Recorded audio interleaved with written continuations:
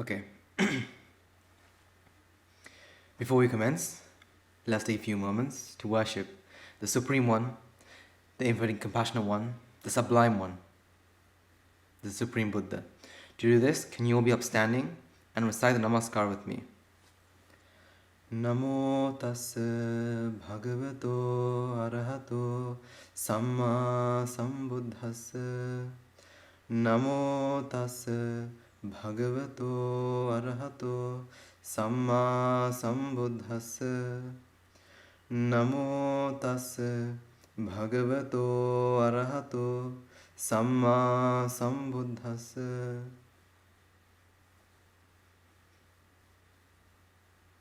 Okay, you may now be seated. Before we inaugurate the sermon, the story, let's take a few moments to make a firm determination. May the great qualities of the people of the Arhats, whose every step, every footstep was a blessing to the world, may their qualities be instilled in my life. May they be part and parcel of me, and may I also be able to attain the supreme bliss of Nibbana like them. May I be free from all defilements and live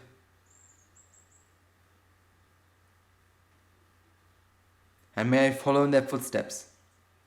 May I become like them. May I attain the supreme bliss of Nibbana like them.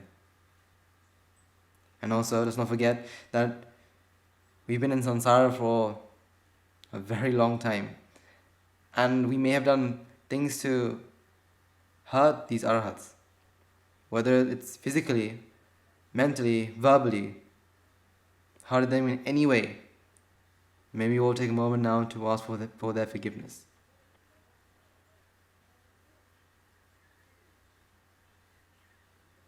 Okay. You know, in the world, we normally get a lot of views, right? But today, I want to talk about a story which proves one of these views wrong. Now, this view is males or guys can attain Nibbana faster or better than the females. This view is the male or man is able to attain Nibbana faster, is able to understand the truth quicker than females. But this story proves that anyone can attain Nibbana, no matter the gender, no matter the race, no matter your age. Because there are maybe many views which make you feel like maybe guys can attain Nibbana faster than girls. But this story completely annihilates that view. And you'll see why. So today we're going to talk about the story of the most venerable, Dhammadinā Theri. Okay, so let's go back to the time of the Buddha Padumuttara. So again, 100,000 eons before. So the venerable Dhammadinā Theri was born in Hansavati. But she was born in a very poor family. This poor family hardly could make ends meet. Hardly had enough food. And so she was made to become a servant to a wealthy household. Now as time grew on, she became very, very fond of her master and mistress, and was very faithful. Never did anything that they told her not to. Although she may not have good clothes, although she may not have many things to eat, but she had a good heart. Not only that, she was very smart, very clever, intelligent. She would do tasks faster than other servants, and so she got praised more. Her master and mistress would trust her a lot, would depend on her. And to top all this off, she was very virtuous, which means she didn't do anything to harm others. She didn't take anything from anyone. Lying, none of that. She protected the 5 precepts. So one day, she saw that the house that she lived in, or she worked in, didn't have enough water. And so she told her mistress that there's not enough water in the house. Can you give me permission to grab some water? And unlike nowadays, water didn't come from tubes underground or in bottles. Water came from wells. And these wells, or these lakes, or these ponds, or the watering holes, or whatever, some sort of water source, they weren't always near a house. They had to go some distance to get this water. So her mistress gave her permission to leave. And so she carried and made her way outside. You see, this water source wasn't something that was nearby.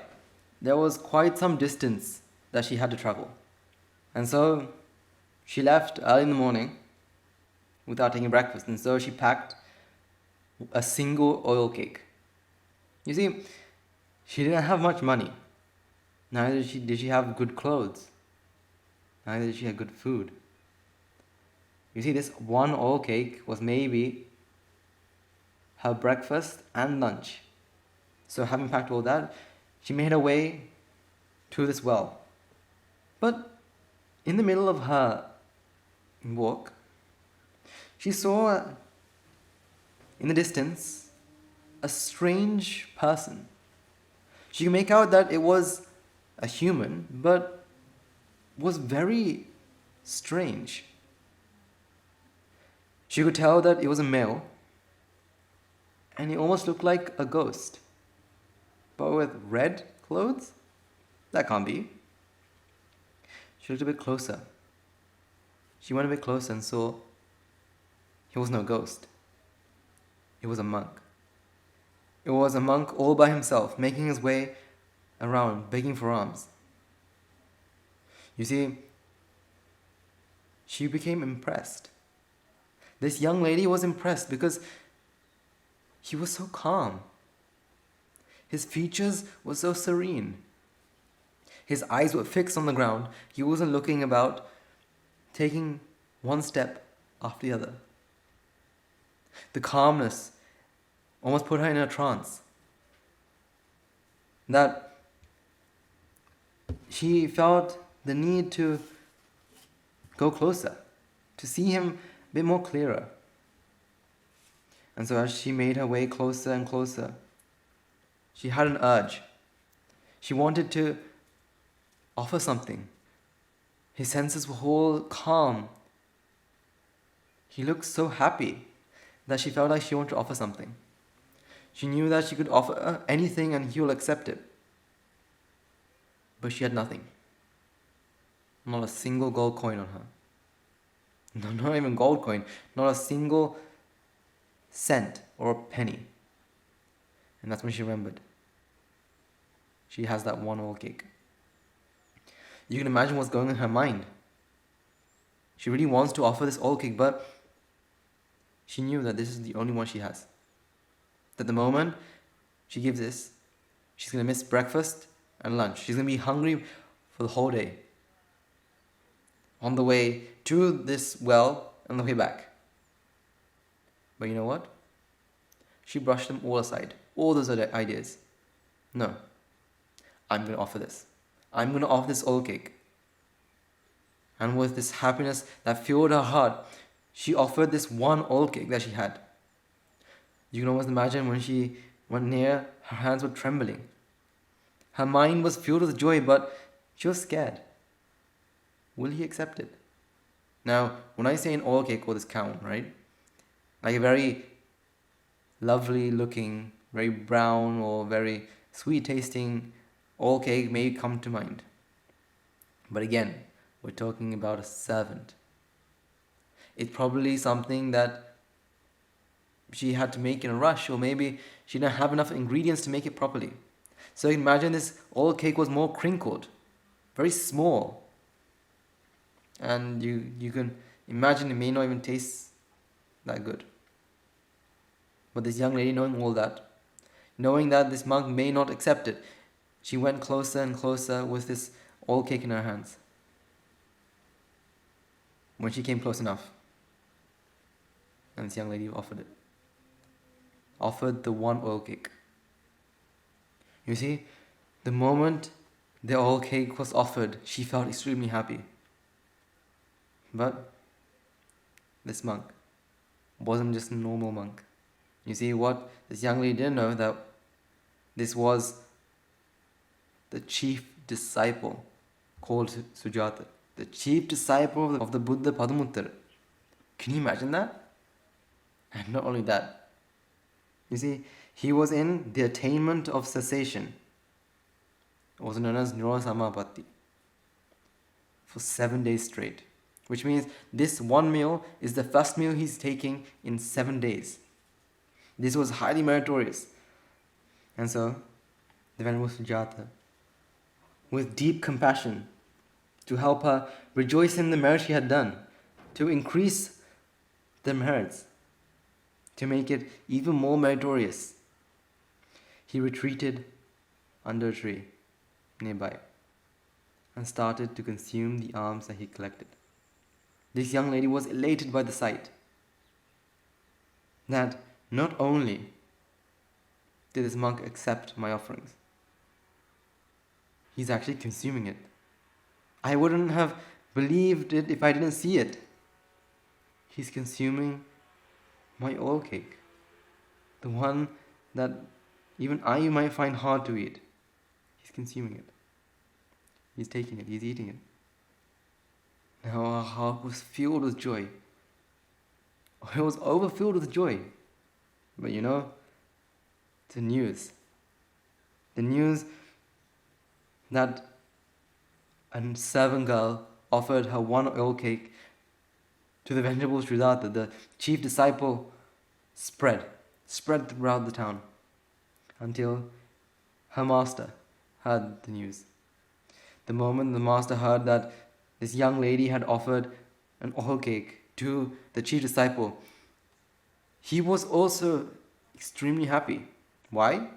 Because he was very happy that there was one person in his household that works for him, that thinks about others before herself, that offered the one oil cake and let herself starve for the rest of the day.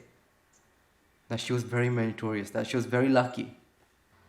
That one day, while she was working, her master came up to her and said, "Young lady, from today forth, you shall now no longer work in our house. You are no longer a servant to us." Now you can imagine this young lady's heart beat extremely fast, hammering against her chest. In her mind, her thoughts racing in her mind. What have I done wrong? What have I done wrong? I've been very faithful, I've done everything. And so she asked her master and mistress, "Master, mistress, what have I done wrong? Please tell me, I'll fix it. I promise you, just don't remove my job. This is the only way I can earn money, this is the only way I can eat. Please, don't do it." That's when the master replied saying, "You see, you are no longer a servant because you no longer deserve it. You deserve something much greater. We heard that you gave an oil cake, the one oil cake to the chief disciple. You gave that not caring whatever would happen to you. That makes you a great woman. That makes you special. That makes you worthy of something much better. Young lady, I would like you to take my son's hand in marriage. I want you to be married. I want you to be happy together. And I want you to teach him all the great qualities that you possess." You see, her master only saw one great deed that she'd done. And this is what he's giving her. And so, the very next day they got married, making who used to be a servant, their daughter-in-law. And they treated their daughter-in-law like a queen. They loved her so dearly, gave her anything that she wanted, the divinest of food, the softest of clothes, anything for her. Now why is that? Just because she offered that oil cake. Now she was delighted. She could never had imagined anything like this. This is almost like a Cinderella story. Cinderella was also a servant almost. And in the end she became a princess. Like that. This young lady was almost like a princess. And so one day she had a discussion with her husband, and finally telling her husband, you know why I offered that oil cake to that monk? I offered it because that monk was different. The monk wasn't a normal person. Because he was so calm. He looks like he was in control of everything, of especially himself. His eyes were stuck on the floor, glued to the ground, not looking around, not searching for anything. It looks like he had found what he's been looking for. And to top that all off, he looked like he was happy. A happiness that I've never felt before. Husband, I really want to see his teacher. I want to be someone like him. And so the very next day, this young lady and her new husband made their way to the monastery to meet the Buddha Padumuttara. And so when they went inside the monastery, they saw a large gathering, a crowd of people, monks, all listening to a discourse preached by the Buddha himself. You see, at the front of this gathering was a certain nun. She was isolated from the rest. At the end of this discourse, the Buddha Padumuttara said, "This is the nun. This is the nun who is foremost among nuns, who can preach the Dharma most eloquently." You see, it was almost like she was living on cloud 9. She was a servant and was promoted to a daughter-in-law. Daughter-in-law of a rich family. You see, she had offered alms to the Venerable Sujata. And finally, she saw a nun being bestowed a title, the foremost among nuns, who can preach the Dharma most eloquently. She was extremely happy. She was elated. She wanted to do something. And so, she invited the Buddha and Mahasangha for alms. And so after offering the alms, she went to Buddha and wished to be like that nun. Told the Buddha, "Venerable Sir, may by the power of the merits I have done by offering alms to the Buddha and the Mahasangha, may I also be like that nun. May I be the foremost among nuns who can preach the Dharma most eloquently." The Buddha looked in the future with his divine eye and saw, yes, her wish will be fulfilled. And so he said, "Young lady, you had given alms to one of my chief disciples. You've given alms to the Buddha and the Mahasangha. Using my divine eye, I saw that in the future, in exactly 100,000 eons, in the Okaka clan, is where the Buddha Gautama will be. You will be born as Dhammadinā, and you will receive the Dharma, and you will get bestowed the title as well." Now just hearing that was almost like pouring honey into her ears. Literally. She was ecstatic. For the past 7 days, for the past weeks, her life had changed completely. Flipped the other way. Hearing this was topping it all off. From that moment onward, she started to do merits without stopping. She enjoyed doing merits, and so she did it without stopping. And so when she passed away, she was born in the Tusita heaven, and was reborn as a human at the time of the Buddha Pussa, where she was born in the home of builders and mechanics. And in this life, she dedicated her life to merits as well.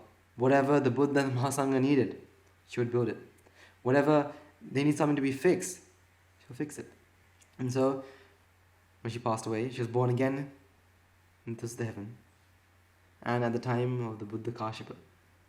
So at this time, in the city of Benares, in the kingdom of Kiki, remember King Kasi? You see, You see, she was the daughter of the king Kasi. She was the sixth daughter, sixth princess, and her name was Sumedha. She had the urge to ordain. After hearing the Dharma, she wanted to ordain, but yet the king declined it. The king said no. But even if the king said no, she didn't stop her path. She lived 20,000 years as a celibate. In celibacy. We're talking about princesses here. Now, we all know that back in those times, princesses were almost like goddesses. And she and all 7 sisters lived their lives celibate. And while in this 20,000 years, they did tons of merits together. And so it wasn't a surprise when she passed away. She was again born in the Tusta heaven, where finally she was born in Marganda, in the city of Rajagaha. She was born to a rich family. So rich, in fact, she was almost considered a princess. And so when she came of age, her beauty charmed a prince called Vishaka, who was the treasurer of Rajagaha. And so she got married to the Prince Vishaka. You see, Prince Vishaka and Princess Dhammadinā loved each other so dearly. They loved each other so much that when Vishaka left to go out to collect or to do some errands, or went out to work basically, Dhammadinā would stare out the window, waiting for him to return. And when she saw him enter the front gate, she would give the biggest of smiles, and he'll smile right back.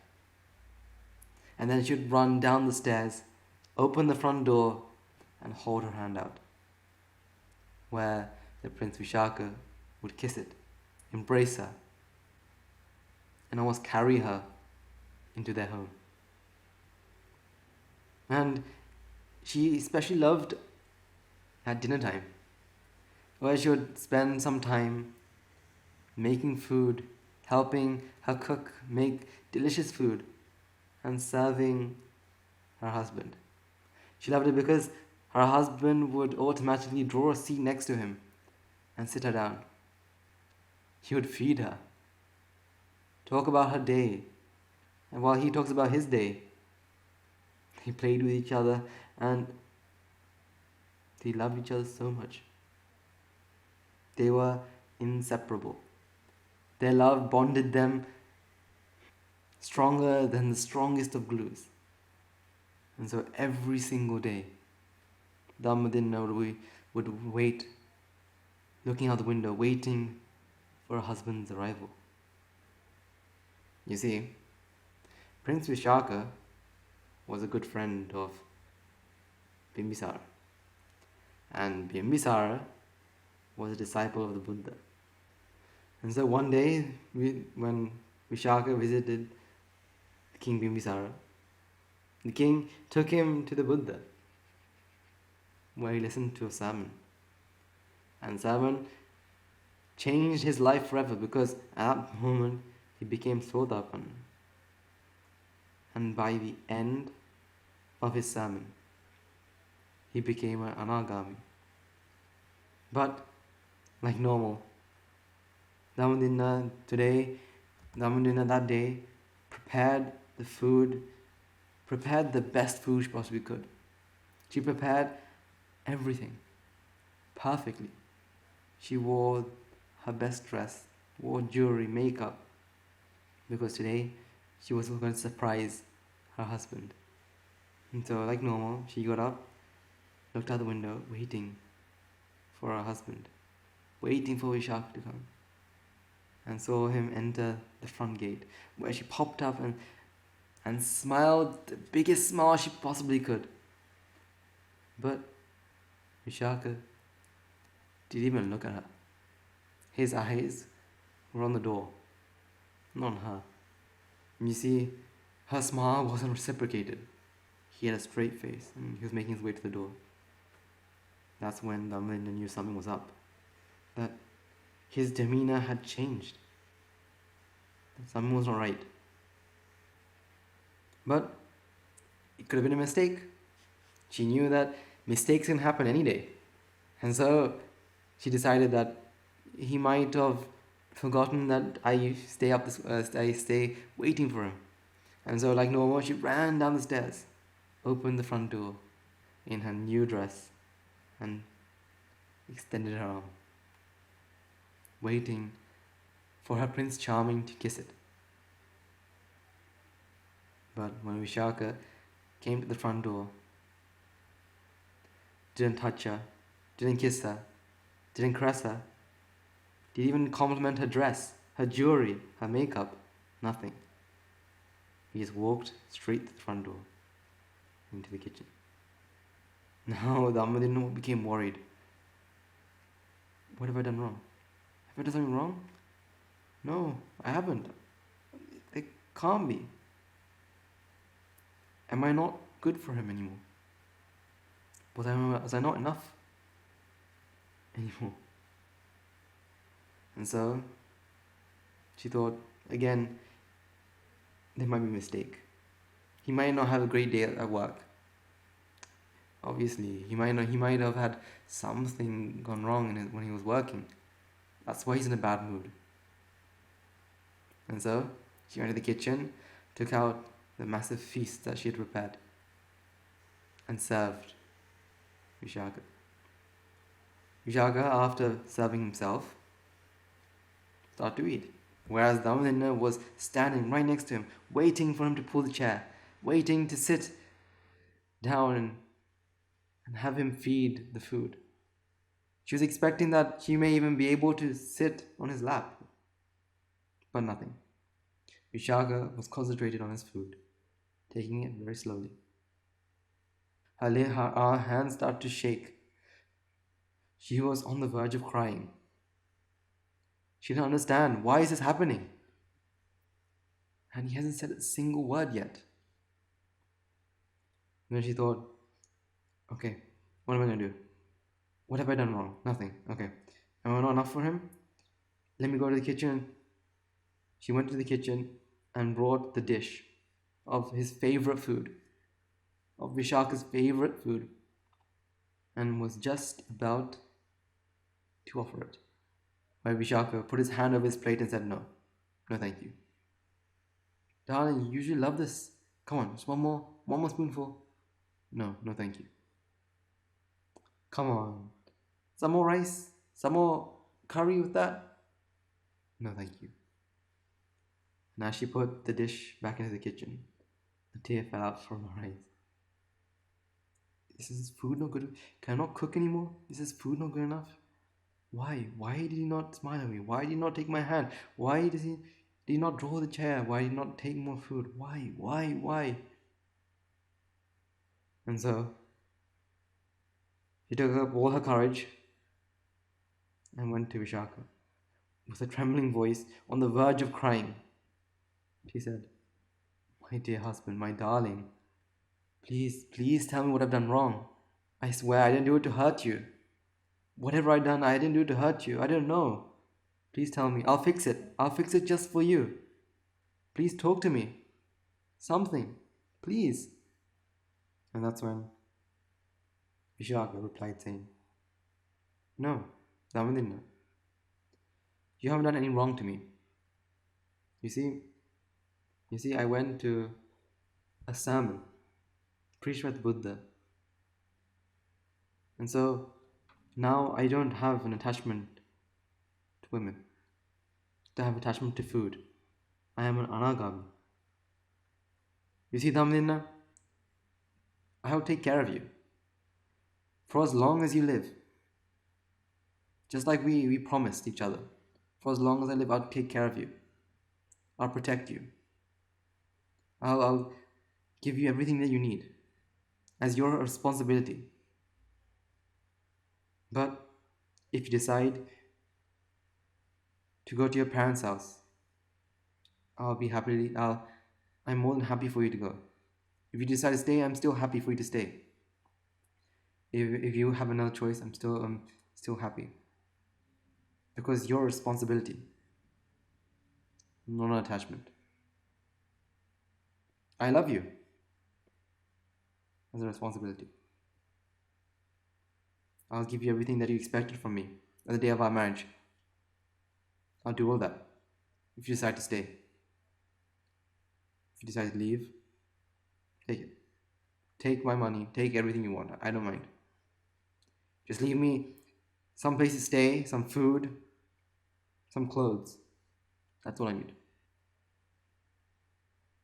And so Dhammadinā started to think. He listened to a sermon and he's let go of all this.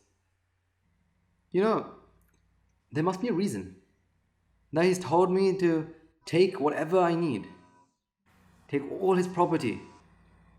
There has to be something. And so she finally said, why would I swallow the vomit that you've just thrown up? Which meant, why do I take what you have let go? And so she decided that she doesn't want to stay as a layperson any longer. She asked for permission to be ordained and become a nun. And so she went to a monastery in a golden palanquin. Because you see, her husband, even though he was an anagami, he is responsible. So he does fulfill his responsibilities perfectly. You see, usually you can imagine that if she asked to ordain, Vishaka would said no, please don't. And if she can persuade him so much that she would be sent not a golden palanquin but some other way. But now she was sent on a golden palanquin. She was leading a parade. And so he escorted her all the way to a nun's monastery, a nunnery, where Dhammadinā stayed a few days as an anagarika. You see, she stayed in this monastery until one day she went to the deer park at Isipatana, where she got together with another 500 lay followers and went to the Buddha, worshipped him and sat down and asked the Buddha to advise them, instruct them on their path. And so the Buddha starts to preach Dharma. You see, but she said something very strange. She said, Ben Musa, we used to live at homes with our children, using sandalwood imported from Kasi, wearing garlands, perfumes and makeup, accepting golden money. It's not easy for us to undertake and dwell from time to time upon the discourses spoken by the realized one. They are deep, profound. Please teach us further. Which meant she lived a life full of luxury and she needed more. So the Buddha kept on preaching until by the end, herself and 500 other lay followers, so these anugarikas, became Sotapan. And after a few weeks, in a very short period of time, she attained arhatship. And so she even thought before she became an arhat, right, that she felt that if she was unsuccessful in her life as a nun, that her purpose of ordaining would disappear, would be in vain. So she practiced meditation. And within no time, she became an arhat. And due to marriage she's done in the past, she attained arhat, but also had supernatural powers as well. You see, she decided to go to her hometown, Rajagaha, so she can help people who knew her friends, her family, her husband, her mother-in-laws, father-in-laws, her brothers, maybe sisters. You see, she went to help anyone who knew her, which meant, the women near the wells, the shopkeepers, the people who went to the shop regularly, These are all people who knew her, and so she decided to go to Rajaghat to preach to all of them, to help them on their path. But then her husband, or former husband, Vishaka, heard that she is returning and thought to himself, what is the reason for her to return? He thought that her aim, the reason why she came into the sasana, that she had failed, that she's returning without attaining a single attainment, almost like she's returning empty-handed. And so he went and met the Venerable Dhammadinā, the Arahat Dhammadinā, and asked, Venerable Sir, please can I ask you some questions? And that's when Dhammadinā started to answer his questions. You see, he asked these questions because he couldn't go and tell Dhammadinā, like, are you unsatisfied with your ordained life? Are you trying to come back home? He can't say that without her being embarrassed. So he decided to ask some questions and to see if she has any understanding of the Dharma. And so if she has no understanding, he knew that she had come back to him. So he decided to ask some questions. He asked not just one question, but 33 questions, each of them on the first state of Sotapanna, and then on the second state, third state of Anagami. So there were very various questions on feelings, on pleasant feelings, neutral feelings, and so on and so forth, until he asked question number 30. The former question was, what is the counterpart of neutral feeling? Where Venerable Dhammadinā replied saying, it is ignorance that is the counterpart of neutral feeling. Then what is the counterpart of ignorance? Knowledge, says Dhammadinā. Then what is the counterpart of knowledge? Freedom. What is the counterpart of freedom? Nibbana. But what is the counterpart of Nibbana? I'm sorry, Vishaka, but this is out of your limit. You're an Anagami. The answer to this question is beyond your limit. You see, spiritual life ends in Nibbana. At the conclusion is Nibbana. And so Vishaka didn't know the answer to this question. So he went to the Buddha and asked the Buddha, you see, I asked my former wife this question and she said, I can't grasp it. And the Buddha said, yes, that's because she's an Arahat. That she has attained Arahatship. She's no longer like you.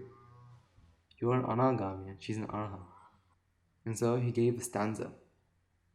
Yassa purecha pachacha majjecha nyati kinchanam akinchanam anadhanam tamaham brumi brahmanam. Which means one who does not cling in the past, the future, or the present, 5 aggregates, who is free from all moral defilements and attachment. It is that person I call a Brahman. At that moment, you see when Dhammadinā was asked these questions, it is said that she answered these questions like 7 sharp knives slicing through a tender bamboo shoot. So if you've cut like a tender shoot before, you don't even need a sharp knife. A blunt knife could separate it because it's very soft. But the Venerable Dhammadinā answered these questions not like one blunt knife, not just one sharp knife either, 7 sharp knives. So he is probably left speechless after each and every question. See, the Buddha saw her as very wise. And so he gave the title, bestowed the title, the foremost among nuns, who can preach the Dharma most eloquently, is my daughter, Dhammadinā. She was an Arhat, whereas her husband was just Anagami. Doesn't that prove that gender doesn't matter? When it comes to realizing the truth, gender doesn't matter. When it comes to realizing the truth, race doesn't matter. Age doesn't matter. No matter who you are, no matter how old, what color skin, what language you speak, realizing the truth Doesn't need any of that. See, this story proves that it's wrong to think males or man is able to understand the Dharma better than females. See, this story proves that gender doesn't count. That all physical qualities don't count. It's all about the mind. The mind realizing the truth. See, that is what's special about Buddhism. That there is nothing stopping you. Well, nothing except one thing. And that is yourself. You yourself are the one stopping your freedom. What is the counterpart? Or what complements freedom? Nibbana. The 33rd question asked. Oh, sorry. The 32nd question asked. The 33rd question asked wasn't answered. You see, in her Theri Gathas, she says, the victor, Padumuttara, the master of everything, the leader that rose in the world, 100,000 eons before. At that time, I lived in Hansavati, born in an undistinguished clan. I worked for others, governed by mortality and intelligence, which means she was smart and she was virtuous, and she wasn't born in a rich clan. Sujata, the foremost follower of the Padumuttara Buddha, departed from the monastery and went going begging for alms. I was then carrying water, carrying a pitcher.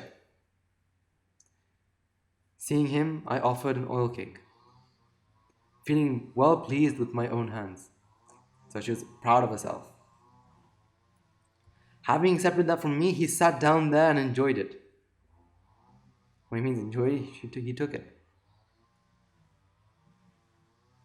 Then my employer, my master, being pleased, made me his daughter-in-law. And going with my mother-in-law, I worshipped him, the Samma Sambuddha. And then he extolled a Buddhist nun who was a preacher of the Dharma. He placed her in that foremost place. Hearing that, I was delighted. Then inviting the well-gone one, the world's leader, with the assembly, giving them a large almsgiving, I aspired to take that place.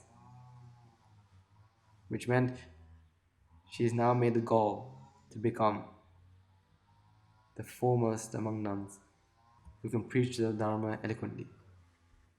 Then the well-gone one said to me, "Oh, the one who had served me, the servant of the assembly, the hearer of good teaching, the proper one, mind set on virtue, O lucky one, be overjoyed. You will attain your wishes fruit. In 100,000 eons, arising no Kaka clan, be the one whose name is Gautama. He will be the teacher of the world. And you will be a worthy heir to one's Dharma, the Dharma's legitimate offspring. The one whose name's Dhammadinā will be the teacher's follower." At that time, being overjoyed as long as life, a heart full of love, she attended to the victor, to the guide, providing requisites. Due to that karma, done very well, with intention and firm resolve, discarding my human body, I went to Thādinsa. In this lucky eon, the Brahma kinsman, the greatly famed one, the Buddha known as Kāsyapa, was born, the best of debaters. The attendant of the great stage was the ruler of men back then, the king Kasi, the king of Kasi, named Kiki, in Benares, the great city. I was his sixth royal daughter, well known by the name Sumana. Hearing the teacher's teaching, I chose to seek to ordain. My father did not permit it, so we stayed at home during that time. Comfortable royal maidens, doing our practice with vigor, in celibacy, for 20,000 years, fond of waiting on the Buddha, the king's 7 joyful daughters. They became people who became arhats, who are now Kema, Uppalana, Patachara, Kundalakesi, Kisagoti, and I, and Vishaka is the seventh. Due to those karmas done very well with intentions and firm resolve, discarding my human body, I went to Dhammadinā again. And now, in my final birth, I was born in a millionaire clan, rich, endowed with every pleasure, in Rajagaha, an excellent city. When I became a young woman possessing the virtue of beauty, married to another good clan, I dwelt endowed with happiness. Having approached the world's refuge, having heard his Dharma preaching, through the Buddha, my husband gained the fruit of non-returner, so anagami. Then I, having permitted, went forth into homelessness too. After not a very long time, I attained my arhatship. Then a layman, approaching me, asked me a series of questions, which was very deep and subtle. I explained all of them to him. Do you see? She explains her husband as just a layman. To be able to feel your husband as just an old person, that you could walk past your husband not feeling anything different. That you walk past a beautiful or a handsome man or a beautiful woman and not feel anything. Not feel anything strange. The victor pleased my virtue, then placed me in that foremost place and said, I see no one who is as wise as Dhammadinā. Nuns, monks, you should consider being like her. After worshipping the teacher, I have done what the Buddha had taught. The heavy load has been laid down, the ties of existence severed. You think about it. She said a heavy load has been weighed down. What sort of load? I would like you to think. What sort of load do you think she had laid down? What sort of load do you think she was severed? These ties of existence, she was severed. What sort of load do you think she had let go? See, she had let go of this heavy load. Now she's free. The reason for which I went forth from my home into homelessness, I have now achieved that purpose, destruction of all fetters. I have mastered the superpowers like divine ear element. I know the heart of others too. I have done what the teacher taught. I remember my former lives, my divine eye is purified, throwing off all defilements. I am purified, I am stainless. My defilements are now burnt up. All new existence is destroyed. Like elephants with broken chains, I am living without constraint. Being in the best Buddha's present was a very good thing for me. The three knowledges are attained. I have done what the Buddhas taught. What do you think she meant by being in the best Buddha's present? So, being in the presence of the Buddha was a very good thing for me. She's talking about Kalyan Mitras, noble friends. The four analytical modes and the 8 deliverances, 6 special knowledges mastered. I have done what the Buddha taught. You see, she had done what the Buddha had taught. And that's why she's free. She explains that the best thing that could happen to her was being in the presence of noble friends. That was the thing that helped her. Without the Buddha, without her noble friends, she wouldn't have done it. Now think about it. Think about the story of the Venerable Dhammadinā. So for anyone who thinks, I can't do it, I can't attain Nibbana, because why? Because I'm a girl, because I'm a woman, because I'm darker skin, because I'm lighter skin, because I'm Asian, because I'm African, because I'm European, because I'm Australian. No. Those are all excuses. Something that you can tell yourself when the end comes near. You know, when death approaches, you can tell yourself, oh, I couldn't do it because I am a girl, because I'm female. Now here's your proof. It doesn't matter if you're a girl, if you're a boy, if you're a man, if you're a woman, if you're 7 years old, if you're 160 years old. It doesn't matter. It doesn't matter if you're black, it doesn't matter if you're white, it doesn't matter if you're brown, or it doesn't matter what color skin you have.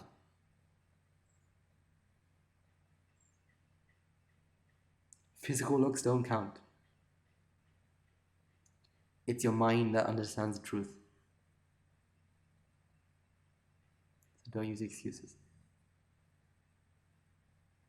Doesn't that mean the Buddha had said that all humans are equal?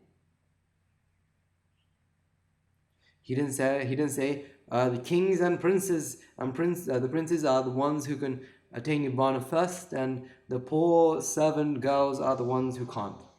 It'll take years and years and years to do it. No. It doesn't matter how rich you are. It doesn't matter your gender either. It doesn't matter how much money you have, what sort of job you do. None of that. So that was the story of the Venerable Dhammadinā. Make her your role model. Strive. So you think about it. If your husbands, if your carers, your parents, your guardians give you a chance, take it. Take a chance to listen to the Dharma. Take a chance to understand the Dharma. Take a chance to be with noble friends. Because it's the noble friends that will help you. Will help you on your journey. Will be with you every step you take. See, she says it herself. That the best thing that could happen to her was meeting the Buddha, was to be in association with noble friends. So make her your model. Make the Venerable Dhammadinā. Make the Venerable Dhammadinā your role model. Be like her. You see, it doesn't matter what gender you are, it doesn't matter how rich you are, it doesn't matter your race, your religion. It doesn't matter if you've done bad things in the past. If you're addicted to things in the present. Think about it. It doesn't matter if you're addicted to alcohol. It doesn't matter if you're addicted to dangerous drugs. It doesn't matter if it's class A, B, C. If it's not even a drug.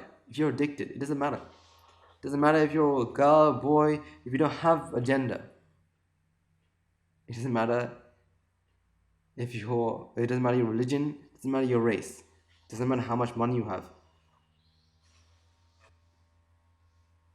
You should realize the truth.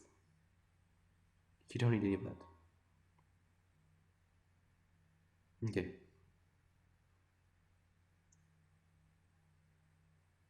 Let's take a few moments to transfer merits and conclude the sermon. Let us take a moment to transfer the merits we've acquired by making offerings to the infinite virtues of the Noble Triple Gem, chanting Pirith, listening to the Dharma, and engaging in various meritorious deeds today. So first and foremost, let us remind ourselves how incredibly fortunate we are to be in receipt of the Lord Buddha's teaching. And with immense gratitude, let us transfer the merits to the Bhikshu, Bhikshunis, Upasakas, Upasakas, who since time immemorial have protected and preserved the sublime teaching of the Buddha, and passed it down through the generations of the noble lineage in the form of the Tripitaka, which is thankfully available to us today to study, to understand, to comprehend the Dharma. Let us also transfer the merits we've all acquired to all the members of the Mahasangha present throughout the world, including the chief prelates of all the chapters, who have dedicated their lives to a noble path and committed themselves to the betterment of all sentient beings. Let us not forget that among them will be the monks and nuns resident in local temples and nunneries, who have always been by your side through thick and thin, come rain or shine. Let us also take a moment to transfer merits to Guru Sannans and all the other monks resident at this monastery, as well as the Anagarikas and Agarikas attached to the monastery. Let us also take a moment to transfer merits and express our gratitude to those who make great efforts to disseminate the teachings of the Lord Buddha, be that by transliterating the Islam and sharing them out with others, inviting others to join them. May through the power of the merits, if any of them have been born in the willful pain, may they redeem themselves and be born in the blissful pain. May through the power of the merits, may they abstain from the meritorious deeds, fulfill the meritorious deeds, fulfill the noble for path and obtain supreme bliss Nibbana. Sadhu, sadhu, sadhu. Let us all take a moment to transfer merits that we require to our devotees, friends of the monastery, for the sake of merits, continue to sustain the Mahasangha. This includes every one of you who have contributed to the construction of the monastery. To those of you who provide the Mahasangha with shelter, alms, robes, medicine, as well as those who pass on their know-how, extend their well wishes. May through the power of the merits May the power of the merits, may they abstain from the meritorious deeds, fulfill the meritorious deeds, fulfill the noble fourth path, and attain supreme nibbana. Sadhu, sadhu, sadhu. Let us all take a moment to transfer our merits to our mothers, fathers, husbands, wives, brothers and sisters, sons and daughters, grandparents, uncles, aunts, cousins, nephews, nieces, our elders, friends and acquaintances, employers, employees, and to all those who've helped us, supported us, assisted us in any way, shape, or form. By the power of the merits, may they be healed of any physical or mental ailments. May they overcome obstacles in their spiritual progress. May they abstain from the meritorious deeds, fulfill the meritorious deeds, fulfill the noble eightfold path, and attain supremeness nibbana. Sadhu, sadhu, sadhu. Let us all take a moment to transfer our merits to devas, brahmanas, spirits, demons, primarily the Sakradeva, as well as numerous gods and deities who have committed themselves to protect and fulfill the sum of the sasanas. Let us all take a moment to transfer our merits to our guardian deities who keep us a watchful eye over us and keep us out of harm's way. May the power of the merits, may they prosper in divine power and wisdom, may they abstain from their meritorious deeds, fulfill their meritorious deeds, fulfill the noble eightfold path, and attain supremeness nibbana. Sadhu, sadhu, sadhu. Let us all take a moment to transfer our merits to our ancestors who predeceased us, to all those who have been our friends, families, acquaintances in this infinite long journey in samsara, and to those who have helped us, support us, assisted us in any way they could. Let us take a moment to transfer their merits. Let us also take a moment to transfer merits to members of the armed forces, whether the police force, who sacrificed their lives to protect the peace and harmony of our nation. May all those who lost their life in war, be their friend or foe, rejoice in the merits we require today. Let us all take a moment to transfer merits to all those who lost their lives in natural calamities such as tsunamis, earthquakes, landslides, pandemics, reminding ourselves that among them will be those who have been friends and family to us in this long journey in samsara. Let us all take a moment to transfer merits to them. May the power of the merits, if any have been born in the world of pain, may they redeem themselves and be born in the bliss of pain. May they abstain from their meritorious deeds, fulfill their meritorious deeds, fulfill the noble eightfold path, and attain supreme nibbana. Sadhu, sadhu, sadhu. Finally, let us all resolve, may the power and blessing of all the merits we require throughout the day, we will witness the event of many hundreds of thousands of arhats on this blessed land. And finally, may the power of all the merits we require today, you and I and everyone who made this program success become our Arhat Nwanse or our Arhat Mihin Nwanse in this very life in the era of Gautam, Supreme Buddha itself. Sadhu, sadhu, sadhu. May the blessings of Noble Gem be with you all. Okay, we'll conclude there. May the Noble Gem be with you all. Okay, we'll conclude there. May the Noble Gem be with you all.